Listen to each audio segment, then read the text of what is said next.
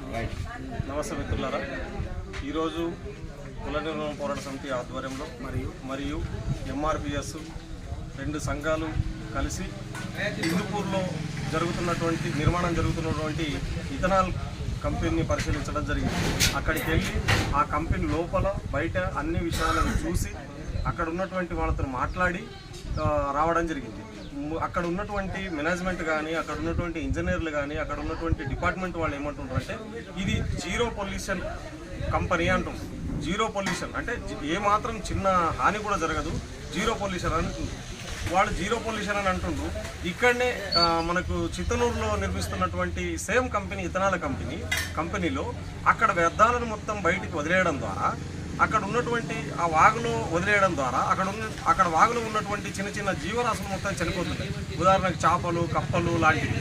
మరియు అక్కడ నీళ్లు తాగినటువంటి జింకలు చనిపోతున్నాయి, నెమళ్ళు చనిపోతున్నాయి, ఆవులు రోగాల బారిన పడుతున్నాయి.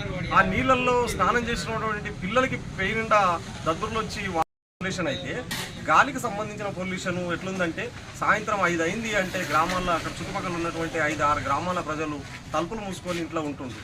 ఎందుకు అని అంటే అక్కడ ఉన్నటువంటి ఆ వ్యర్థాలు, ఆ పొల్యూషన్ ఏదైతే ఉందో అది అంత విపరీతంగా స్మెల్ వస్తుంది.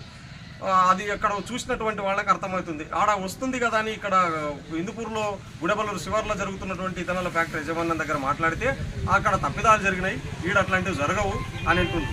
ఏది ఏమైనా మేము కోరే ప్రజా సంఘాలుగా మేము డిమాండ్ చేసేది ఏంటంటే ఈ ఇథనాల్ కంపెనీ పాలసీ ఏదైతే ఉందో ఇథనాల్ కంపెనీలనే మొత్తం ప్రభుత్వమే రద్దు చేయాలి. మన తెలంగాణలో కానీ యావత్ భారతదేశంలో బయటి దేశాలలో ఈ కంపెనీలను రద్దు చేసినాయి. భారతదేశంలో కూడా ఇథనాల్ పాలసీని, ఇథనాల్ కంపెనీలనే మొత్తం రద్దు చేయాలని చెప్పి మేము డిమాండ్ చేస్తూ ఉన్నాం.